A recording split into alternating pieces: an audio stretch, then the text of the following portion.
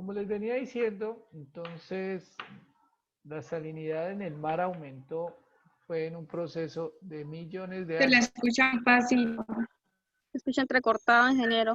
Otra vez, entonces, como les venía diciendo, la salinidad en el mar se produce en un proceso de miles o de millones de años. Bueno, yo no soy geólogo, no sé qué tantos años, pero sí son muchos años. ¿Y qué pasa? Cuando el agua, ya lo venía diciendo desde un comienzo de la clase, cuando el agua empieza a escurrir, desde que llueve y empieza a escurrir a través del suelo y de los diferentes terrenos, o la que se infiltra, pues en esas zonas donde está infiltrada, pues va a disolver, puede ser roca o puede ser todo lo que encuentre, no necesariamente solo roca, no solo el agua disuelve roca, es más, el agua es el disolvente natural, el agua disuelve todo lo que encuentra a su paso. Pues uno sabe que es roca, porque es lo que uno ve en las películas donde se formó el Gran Cañón del Colorado, que son unas estructuras que se formaron por millones de años del agua erosionar la roca, pero realmente no es solo roca. En el suelo hay miles de iones de sales que el agua cuando fluye a través de ese terreno, pues las va disolviendo y va retirando una parte. Cuando llega al mar, pues las sales van con el agua, pero ¿qué pasa con el ciclo del agua? Que cuando está en el mar, principalmente, pues el agua se evapora. Pero cuando el agua se evapora, no se evaporan las sales. Las sales se quedan en el mar, pero no en el fondo, como dijo el compañero William, porque es que las sales están disueltas. No es que en el fondo del mar están las sales allá como un lodo que está en el fondo, no. Las sales están disueltas dentro del agua. Es más, si yo cojo una botella de agua de mar, pues así la coja de la parte más superficial, me va a saber igual de salado que si la cojo de la parte inferior. ¿Por qué? Porque la sal está disuelta en el agua. ¿Qué pasa entonces? Cuando el agua va llegando, así sea agua dulce, que es la que va, que realmente no es dulce, es un agua natural que es la que llega en la escorrentía, pues tiene una cantidad de sales. Pero como el agua se evapora, pues esa cantidad de sales que llevaba, pues se quedan en el océano o se quedan en el mar. Y así, en millones de ciclos de agua que han ocurrido en la historia digamos, de la Tierra, pues se ha ido lavando, se han ido llevando miles de sales, de iones que están en el suelo y que se han ido acumulando nuevamente, no en el fondo del océano, sino se acumulan es en la masa de agua gigantesca. Y como lo vimos en la primera sesión, pues el 90 y algo, en la primera diapositiva, el 90 y polla por ciento del agua es agua salada. Pues claro, porque allá en el océano como es como el depósito, lo dijeron ustedes perfectamente, es el depósito donde todas las aguas del planeta llegan al océano. Entonces, todos los iones que se están disolviendo en el transcurso de millones de años, pues están llegando al océano y estas sales son las que han hecho que el océano adquiera esa condición de salado. Pues, ¿qué va a pasar en millones de años más? Pues va a ser más concentrado. Cada vez que ocurra un ciclo del agua, es decir, que cada vez que el agua se evapora y llueva y hace el recorrido sobre el suelo, pues va arrastrando más sales y se las va llevando finalmente al océano, que ese es un proceso natural y el océano y los microorganismos y los peces que viven en el océano pues ya están adaptados a eso, ya viven en esas condiciones. Obviamente el océano tiene oxígeno. ¿Por qué? Pues porque en el océano hay unas corrientes de viento, hay unas corrientes que hacen, hasta el mismo océano tiene unos movimientos que son las olas o unos movimientos naturales de los océanos que se conocen como las corrientes marinas, que hacen que el agua sufra unos fenómenos de aireación o de oxigenación. Obviamente el oxígeno que vamos a encontrar en el océano son en las partes superiores, primeros 2, 3, 4, hasta 5 metros. Ya de ahí para abajo no hay oxígeno, ya son otros organismos que viven con menores concentraciones de oxígeno. Y en el fondo pues van a haber microorganismos que viven casi en la ausencia de oxígeno. ¿Alguna pregunta hasta acá?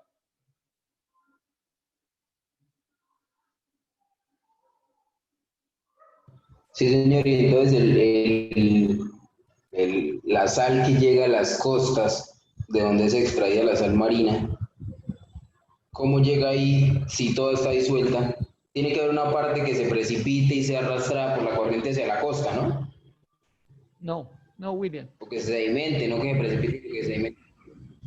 No, lo invito a que mire cómo es el proceso de producción sal que usted está refiriéndose, por ejemplo, en Manaure. ¿Qué es lo que hacen ellos? Ustedes entienden, obviamente, que el agua de mar tiene unos oleajes. Existen unas olas que se llama la marea, o no solo las olas, sino que hay algo que se llama la marea que hace que los niveles de agua suban y bajen a lo largo del día. Todo esto es por fenómenos de la luna, por el efecto de la luna. ¿Qué es lo que hacen en Manaure? Es una zona que es una zona muy plana, casi al mismo nivel del océano, y cuando la marea sube, esta gente lo que hace es que hace que el agua de mar ingrese al sector que van a inundar. Entonces sube la marea, el agua ingresa y después ellos ponen unos diques para que el agua no se vuelva a retirar, o sea, no se devuelva al océano, porque cuando estamos nosotros en la playa, los que han ido a la playa saben, pues que el agua viene con las olas y después se devuelve. Eso mismo pasa con la marea. La marea sube y hace que el agua entre a estas grandes zonas de inundación y al rato pues vuelve y baja porque la marea baja. Pero ¿qué es lo que hacen estos señores aquí en Manaure? Pues que cuando el agua sube o cuando la marea sube, inundan unos terrenos y cuando la marea baja, pues bloquean que el agua no salga. Cuando el agua no sale, pues como eso es un desierto principalmente, pues allá es muy poco lo que llueve. Y estas zonas, grandes extensiones de terreno inundadas, con el sol que hace en esa zona, pues lo que hace es que evapora el agua. Y al evaporarse el agua, pues ¿qué es lo que va a quedar? Cojan ustedes una olla y pongan agua con sal y pónganla a evaporar. Pues ¿qué va a quedar en el fondo de la olla? Pues la sal. Lo mismo pasa en Manaure. Ellos hacen que el agua, como está emposada, digámosla ahí, el agua está emposada en unas grandes extensiones de tierra, lo que hacen es que el agua se evapora y al final lo que va a quedar en el fondo de estas grandes extensiones de tierra es la sal que la recogen con retroexcavadora. ¿Y para qué se utiliza esta sal? Pues esta sal se utiliza para enviarla a Estados Unidos o a diferentes países. Yo no sé si esta sal la utilicen de cocina, no tengo la seguridad. No sé si utilice para comer, porque entiendo que la sal de comida es la que se saca de las minas de Zipaquirá. Pero allá esa sal que se produce, que es sal marina, pues creo que la dan, en algunos sitios la venden para ganado, en algunos sitios, pero realmente el consumo mayor mundial de sal es en los países que tienen estaciones. Los países que tienen estaciones utilizan la sal, que es un ejercicio que les digo que lo hagan ustedes mentalmente. Cuando, mentalmente no, allá en su casa, en algún momento, cuando uno le echa sal al agua, el agua se congela a una temperatura más baja. Es decir, naturalmente el agua se congela a 0 °C, pero si yo cojo agua con sal y la pongo a congelar, no va a congelar a 0 °C, sino va a congelar, por ejemplo, a 3, a 4, a 5 grados bajo cero, o sea, más baja temperatura. Cuando tenemos los países con estaciones donde hay la nieve, pues ¿qué hacen ellos? Le riegan sal a esta nieve, entonces como la sal hace que la temperatura de congelación baja, pues mucha de esta nieve se descongela. Entonces es la forma como ellos utilizan para poder retirar la nieve de las vías y de diferentes sitios donde está obstruido por la nieve, con sal, precisamente sal de Manaure, que es una de las fuentes principales de producción de sal, pues aquí en Colombia. ¿Qué pasa con la sal? Pues que en esos países la sal no solo va a descongelar el hielo, sino que también la sal es un oxidante muy fuerte, es de lo más corrosivo, entonces los carros los acaba y por eso, no sé si ustedes se han dado cuenta, en la costa los carros como que se deterioran más rápido, porque la sal, la presencia de esta sal, el viento que arrastra la sal en la costa, pues hace que los carros se acaben o se deterioren mucho. La sal corroe mucho más rápido las láminas de metal. ¿Quería decir algo, William? Que lo veo que está, que se habla. No, que la sal marina sí en algunas partes se utiliza para comer. De hecho, hay una marca comercial que promociona la sal marina. Ok. Bueno, no lo sé. Hasta allá sí no lo sé. No sé cuál es la composición. Es que, como se pueden imaginar en el mar, como es la cloaca, llamémoslo así, el océano es la cloaca de todo el planeta. Entonces, pues puede que en esas sales pues hayan otros elementos que no sean tan buenos. Por eso no tengo la seguridad de que se use sal marina para consumo humano, a menos que le hayan hecho algún tipo de tratamiento o que ya hayan certificado que no tiene ningún tipo de pronto de metal pesado o algún tipo de contaminante que pueda afectar. Porque creo que Refisal es la que la utiliza, ¿no? Pero entonces me imagino que debe tener un tipo de tratamiento. Pues yo Me sé que imagino que sí, además de eso se hace mucha propaganda con que contiene calcio y magnesio, creo, que son supuestamente buenos para el organismo. Entonces, digamos que deben de alguna manera, cuando sale un producto al mercado, garantizar que lo que están diciendo es cierto y pues obviamente que las condiciones en que se da el producto van a generar, digamos, efectos secundarios al consumidor. obviamente, si ustedes se dan cuenta de ser una sal, creo que es más costosa que la sal común. Pues por eso, porque me imagino que el tratamiento debe ser mayor. No lo sé, no, tampoco es la idea ir a profundidad en ese tema. Eh, Refisal es la empresa que saca la sal de las minas de Zipaquirá y me imagino pues que debe tener otras fuentes, no sé cuáles serán, pero entiendo que Refisal la principal fuente de sal es las minas de sal que hay en Zipaquirá. Bueno, quiero hablar de como último, pues ahorita que estaba hablando de esto, que el agua de mar, perdón, que el agua de los ríos arrastra todo lo que recoge en su camino, pero quiero más que todo en este momento hablar de algo que es algo de la conciencia ambiental. ¿Por qué? Porque es que eh, cuando el agua de los ríos no arrastra solo lo que está disuelto, pues arrastra cosas que no están disueltas. Por ejemplo, la basura. Y quiero hablar de la basura porque es que es un tema que últimamente han salido, bueno, últimamente no, eso ya desde hace varios años que salen videos de pescados con basura en el estómago. Ahorita está muy común, está muy de en boga el tema de los microplásticos o de las micropartículas de plástico que se encuentran en los peces. Y uno tiene que hacer conciencia o ser consciente que hay actividades que estamos haciendo mal. Entonces, yo, yo quiero en este momento generar como una conciencia en ustedes con respecto al manejo de las basuras. Ahí, cuando, cuando uno, por ejemplo, coge una botella y la bota o se le cae de manera, así no sea voluntaria, de manera involuntaria, una de estas botellas de gaseosa, de jugo, de lo que sea, o cualquier elemento plástico, una bolsa, que se la lleva el viento, pues eso uno dice, ah, pues eso va a quedar ahí en el suelo. Se la llevó y quedó ahí enredada en un árbol.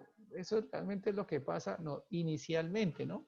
Cuando uno deja una botella que no va a llegar a un vertedero, que no llega a un relleno sanitario, pues esta botella, ¿qué va a pasar con ella? Si no llega a un relleno sanitario, pues la botella va a empezar a circular o se va a quedar en un terreno o algo le va a pasar. Pero ¿qué pasa? Cuando empieza a llover o ocurren las crecientes, puede que no sea al otro día que la botella esté ahí, puede que sea a los 10 años, a los 15 años, a los 20 años, uno no sabe. La basura puede durar en un sitio por mucho tiempo hasta que algo hace que se libere, una creciente, una lluvia, una inundación, bueno, muchos factores.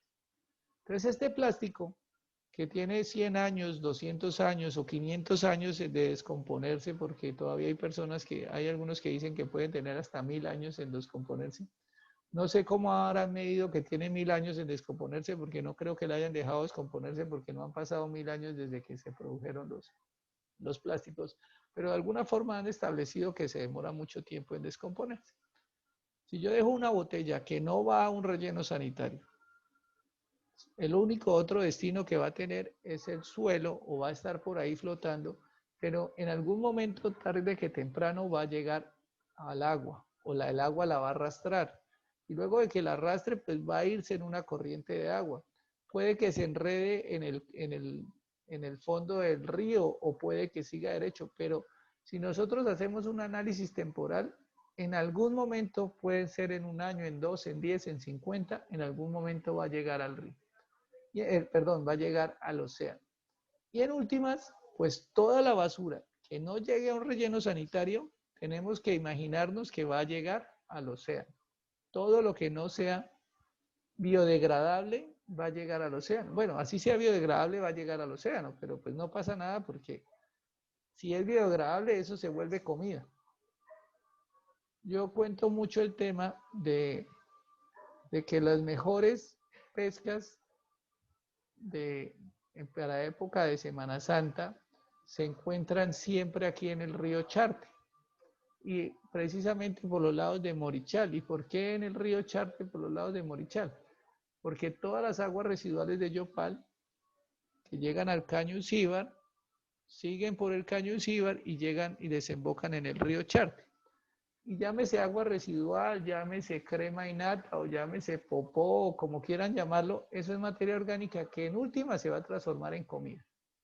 Y los peces pues requieren de eso. Bueno, no, los peces no van a comerse eso directamente, pero hay unos procesos de llamémoslo así, tróficos, que finalmente todo es comida y finalmente los peces los van a comer.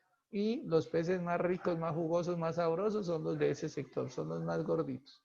Pero porque es materia orgánica y bueno, finalmente no sabemos la calidad microbiológica que tengan esos peces, pero finalmente es materia orgánica que se descompone. Pero ¿qué pasa con una bolsa o una botella que tiene 500 años de descomponerse? Así dure 50 o 10 o 20 o 30 años, en ese recorrido desde que yo la boté o la dejé caer en el suelo, en la casa del vecino o en un jardín o en la finca, siempre va a llegar al océano. ¿Y qué va a pasar? Pues que en 20 o en 30 años pues va a seguir llegando basura y es lo que estamos viendo, continentes enteros de basura.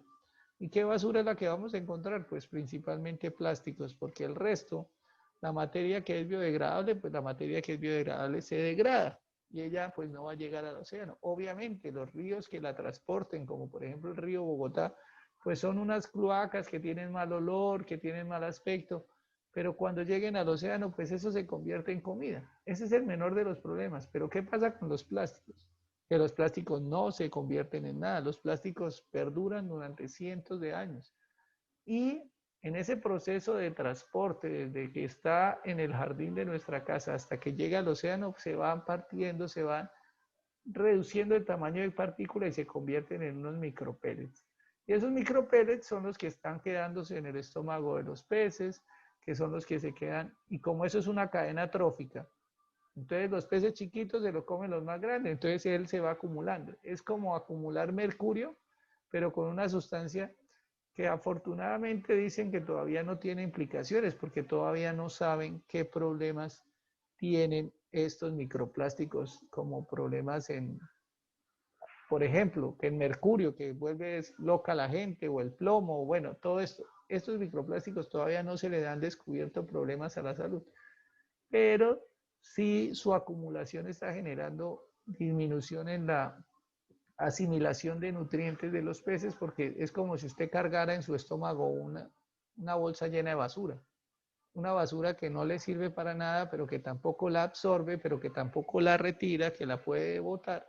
Entonces, esto está haciendo que todos nuestros océanos se conviertan en unos basureros, cloacas, y se están formando continentes de basura. Y esto lo digo para que entendamos que todo lo que nosotros hacemos, todos nuestros actos finalmente tienen unas consecuencias. Que sean pequeñas o que sean grandes, pero tienen unas consecuencias. Entonces, no les voy a decir que dejen de usar los plásticos, pero sí es conveniente pues que hagamos una disposición adecuada de estos plásticos, es decir, pues que no los botemos a la calle. Mire, algo que a mí me da mucha ira, desafortunadamente yo soy muy poco violento, pero cuando veo a alguien que bota después de tragar, porque una persona que come y no bota los desperdicios a la calle, una persona que se toma una botella de agua y la bota la botella a la calle, o por ejemplo lo que pasa mucho en los buses, que cogen las bolsas llenas de vómito y las botan a la calle, pues obvio, no les voy a decir que guarden el vómito durante todo el viaje, pero estamos botando una bolsa que finalmente es la que va a llegar al, al océano. Pues la bolsa es lo de menos, toda la cantidad de basura que estamos botando siempre va a llegar a los océanos. Nosotros tenemos una ventaja, que no vamos a los océanos, pero cuando podamos ir, y ojalá que no les pase, yo hace muchos años, cuando fui en alguna ocasión a Santa Marta por un tema laboral, todo el mundo me decía que fuera a visitar la playa de Taganga, que era una de las mejores playas que había en Santa Marta. Y yo me pegué un viaje, cogí como 4 buses para ir hasta Taganga. Y cuando llegué, mi hijo en esa época tenía como 2 años. E íbamos entrando a la playa y lo primero que encontramos fue un pañal. Entonces el pañal pues lo hicimos a un ladito y bueno, está bien, es que es cosa de nunca, eso no pasa nunca acá. Entremos otro poquito. Y entramos otro poquito y ya no fue un pañal, sino fue una toalla higiénica. Hasta ahí llegó mi capacidad de asco, me devolví y así como cogimos 4 buses para ir hasta allá, pues fueron 4 buses para devolver. Hace unos meses salió en noticias que algunas playas muy importantes en Barranquilla, por ejemplo la playa de Puerto Colombia, que estaba llegándole mucha basura, mucho material, pues obviamente es que el océano nos está devolviendo todo lo que nosotros estamos botando.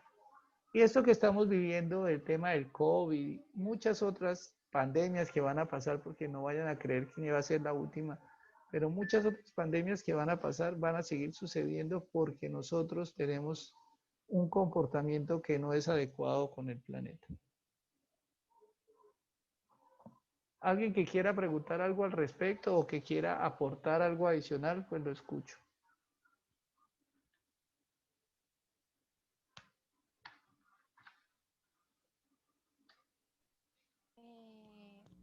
Pues a mí me parece que pues de todos modos, a pesar de que nosotros estamos en un parámetro del COVID y eso, algunas partes como que se libraron un poco más de la basura y que ya no la gente, como sale muy poca gente, pues pocos tiran basura a las calles o se ve un poco más la limpieza. Pues sí, puede ser. Yo la verdad, pues obviamente en la medida que la gente no sale a la calle, pues no va a haber basura en la calle.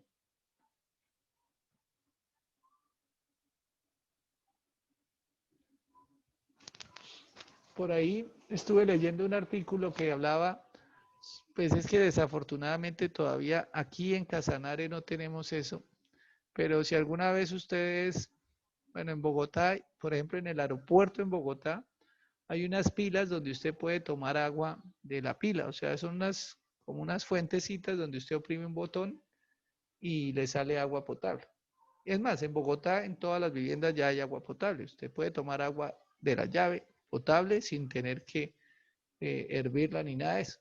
En Estados Unidos, en casi la mayoría de los sitios públicos, el agua es potable y usted puede tomar agua gratis. O sea, oprime estas pilas que les digo, como las que hay en el aeropuerto en Bogotá, y usted va a tener agua potable. Aquí en Casanare, pues nosotros no tenemos esa ventaja. Y en casi todo Colombia, los únicos municipios que dan agua potable son Bogotá, de pronto Medellín, Manizales, que son municipios que tienen ya unos sistemas de acueducto muy avanzados. Pero si existiera agua potable en todos los acueductos de Colombia, pues nadie compraría una botella de agua ni compraría una bolsa de agua porque simplemente no necesita. O sea, si yo sé que en mi casa hay agua potable, ¿para qué voy a ir a comprar una botella de agua, un garrafón de agua? Se quebrarían todas las empresas que venden agua. ¿Por qué? Pues porque nadie va a comprar una botella de agua si es que usted abriendo la llave de su casa va a salir agua, la echa en la nevera si quiere o las neveras que producen agua. Entonces, eso es uno de los, digamos, de los mecanismos para reducir las envases. Pues primero es, pues, tener agua potable. Lo que pasa es que yo pienso ahorita echándole cabeza que las empresas no quieren tener agua potable simplemente porque le dañan el negocio a otros. Hace muchos años la empresa Acueducto de Alcantarillado de Yopal generó un proyecto para producir agua en botella. Yo les decía, pero es que eso es lo más estúpido que puede hacer una empresa como esa. Pues porque si usted no produce agua potable, ¿con qué moral va a venir a vender agua embotellada? Si usted tuviera agua potable en todas las casas, pues ahí sí venga y venda agua embotellada, pero es que es una doble moral porque no vende agua en la llave potable y sí va a venir a vender agua embotellada, pues ¿quién le va a comprar agua embotellada a una empresa que no produce agua potable? Pero sí lo puede hacer, pero entonces vinemos que hay una doble moral. Y si uno se pone a pensar, pues es que a ninguna empresa de servicios públicos le sirve producir agua potable porque va a quebrar a todas las empresas embotelladoras. Por ejemplo, acá tenemos muchas, perdón, no, Gavana, agua no sé qué, manantiales de Lucíbar, bueno, cosas como esas que hay aquí en Casanare. Entonces, esa es una forma, por ejemplo, una forma de reducir la producción de plásticos es teniendo agua potable, pero eso es muy complejo. Otra forma, pues ya lo que hicieron es reducir, pues cobrarle a uno la bolsa. Eso que hicieron para cobrarle a uno la bolsa a muchos no les gustó, pero pues es una forma. No es la mejor, porque yo miré en algunas conferencias donde hablaban de que, pues por lo menos en mi caso, muchas de esas bolsas que a uno le entregaban en el supermercado eran las bolsas que uno tenía para recoger la basura, para recoger el papel sanitario y cosas de esas. Entonces, ¿qué pasa? Pues ya no me entregan en el supermercado una bolsa, yo tengo que ir a comprar bolsas para hacer todo eso. O sea, realmente el consumo sigue siendo, sigue ocurriendo. O sea, no va a desaparecer el consumo de esas bolsas. ¿Qué es lo que debemos hacer o qué debemos cambiar? Es que ya no se debe pues tener productos que vengan empacados en bolsas, en 2 o 3 bolsas. Por ahí vi unas fotos de unos productos de supermercado, por ejemplo, que los productos se presentan sueltos y que la gente los va cogiendo, pero eso es una evolución. Nosotros debemos evolucionar hacia allá y todavía estamos muy lejos. Gracias. ¿Alguien más que quiera aportar algo más o pasamos a nuestra siguiente diapositiva? Y en esto lo Inge, que dice el ingeniero es cierto que pues hoy en día los supermercados están cobrando por las bolsas y yo la verdad tampoco estoy de acuerdo porque prácticamente se está haciéndole plata ya a esas personas que generan esos productos, ¿no? Que las industrias y que igual no está contribuyendo al ambiente porque igual se está generando el mismo plástico y incita al consumismo. Al contrario, estamos haciendo millonarios a esas personas. Sí, no debemos una criticar, pregunta. perdona un segundo, ya te doy la palabra. No quiero que con esto critiquemos a los supermercados porque realmente los supermercados no es que se llenen de eso. Los supermercados sí obtuvieron un beneficio, pues es que deben de dejar de gastar por las bolsas, porque es que la facturación que ellos tenían en bolsas sí era muy grande. Entonces, pero ese impuesto que le cobran a uno no es que lo coja el supermercado, el impuesto lo coge el gobierno para seguir robándose toda la plata que se suele robar. O sea, esos impuestos no son ni para el medio ambiente, no son para nada de eso, eso es para que el gobierno siga robando plata, la plata que llega allá. Por eso yo desde que salió esa norma, nunca en la vida volví a pedir una bolsa, porque pues no porque por la parte ambiental, porque como les digo, yo tengo ahora que ir a comprar las bolsas para la basura, las bolsas para el papel sanitario y cosas de esas. Pero sí para no darle más plata al gobierno para que se la siga despilfarrando y robando miserablemente, que es la situación. Pero las bolsas, digamos, sin hablar mal de Jumbo, de Éxito, de todos esos 30 pesos o 40 pesos que nos cobran, no se queda Jumbo con ellos, no se queda ni Éxito ni ninguno de ellos. Esos son impuestos que finalmente va es para el gobierno. Entonces, obviamente sí fue un favor que les hicieron a ellos porque ellos dejaron de gastar miles de millones de pesos en bolsas, porque todas las bolsas que nos daban, a veces nos daban hasta 2 o 3 bolsas porque el material era muy pesado y para que no se rompiera, pero los 30 pesos que le cobran a uno no es plata que llegue al éxito o que vaya a coger el éxito. Esos son impuestos que llegan a las mismas arcas que se están desangrando el país. ¿Quién era la que iba a hablar? Hacer una pregunta, pues la escuchamos. Sí, Inge, los filtros que uno utiliza en la casa, los filtros para convertir el agua de llave en potable, ¿no sería algo mejor que el agua embotellada o sería un plan mejor? Sí, obviamente. Obviamente, es que, bueno, tampoco le voy a decir que los filtros sean muy buenos. Eso es un tema del curso de potabilización, pero ya que lo mencionó. Eh, Obviamente es que el ideal es que no debamos consumir agua embotellada. Eso es un tema que ya se debe recoger. Por lo menos en mi casa, yo nunca compro ni una botella de agua, ni compro agua embotellada, ni nada de eso. En mi casa nosotros tenemos 4 galones y con esos 4 galones tampoco uso agua de la llave porque no sé con qué características estén. Pero con esos 4 galones voy y los lleno en las fuentes de agua que hay aquí en Yopal, puede ser la que hay en el aeropuerto o la que hay aquí al frente del Colegio Braulio. ¿Por qué hago eso? Porque cuando hablemos o ahora hablando ya del proceso de tratamiento, yo fui el jefe de la planta de tratamiento del municipio de Yopal durante 2 años, hace ya 20 años, y asesoro muchas empresas de tratamiento del departamento. He asesorado varias, en este momento estoy trabajando con Paz de Ariporo. En las plantas de tratamiento puede que el agua sea potable. El trabajo que se hace en una planta de tratamiento es lo suficientemente bueno para que el agua sea potable. Lo que pasa es que las redes de distribución desde la planta hasta cada una de nuestras viviendas son las que contaminan el agua por unos fenómenos que son culpa de la misma empresa, porque no vamos a justificar a la empresa, porque la empresa no implementó en su momento unos procesos de limpieza de redes o de renovación de redes o de mejoras en el tratamiento o de optimización del proceso de tratamiento, porque hay unos momentos donde el agua es potable y puede que haya unos momentos cuando el agua no sea potable. Entonces esas situaciones hacen que en la red de distribución y en las casas no llegue agua potable. Pero en las plantas, digamos que el 95% del tiempo el agua es potable. Entonces yo, como aquí, por ejemplo, en el Braulio campestre, hay una fuente o un sitio donde le regalan uno el agua, pues ahí está la planta.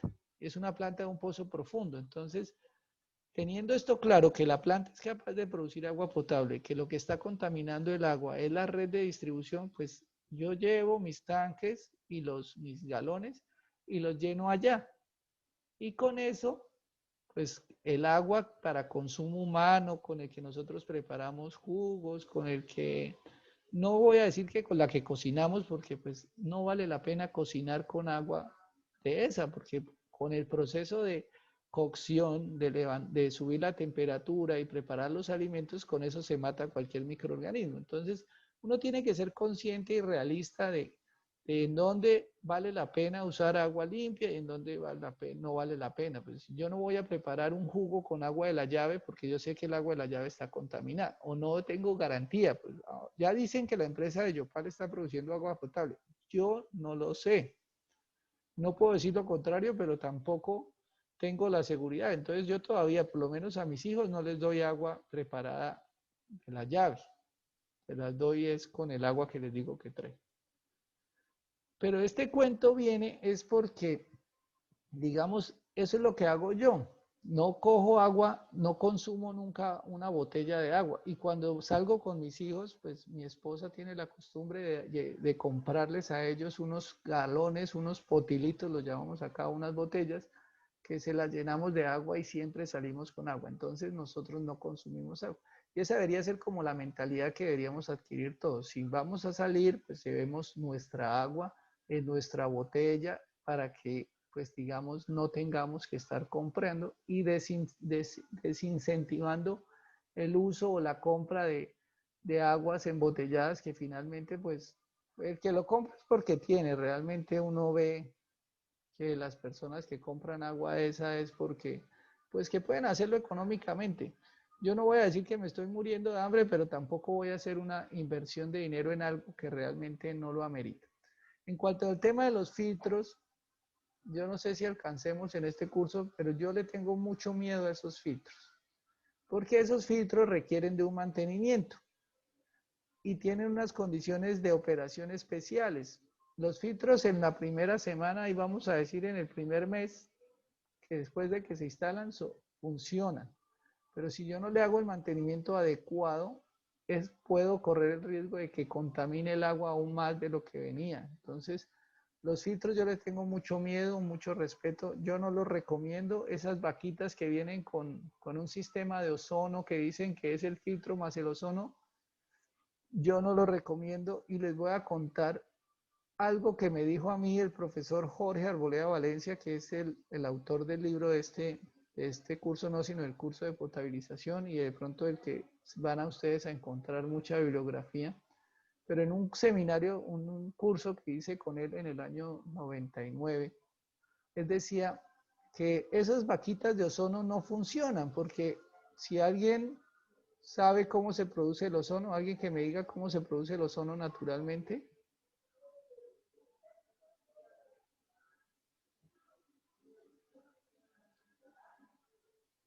¿No saben? ¿Alguien conoce la capa de ozono? ¿Hay alguien en esta clase? Porque se quedaron dormidos todos. ¿No es por los gases? Estamos en clase, Inge, pero es que Google está lento. Ah, sigan soñando que van La honestidad ante todo. ¿Cómo, William? La honestidad ante todo, ¿sí o no, Lozano Junior? Lozano. Jason. Lozano Tocayo, sí, señor. Eso sí. La capa de ozono se produce... Ángela, la escucho. Hay dos tipos de ozono, ¿no? Uno que es el que es un gas de efecto invernadero, que, bueno, no recuerdo bien, que es conocido como el ozono malo, y el otro. El ozono troposférico y el otro. El estratosférico.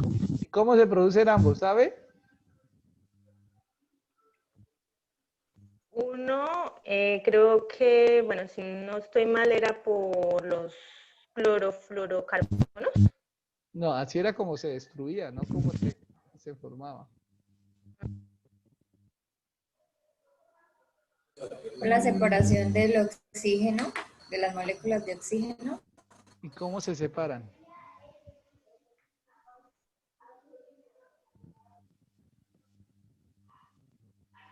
Se separan a través de los rayos ultravioleta. Ajá, y otra La cosa. radiación solar. El ozono troposférico, pues es el que se forma por los gases nítricos y se combina con el oxígeno.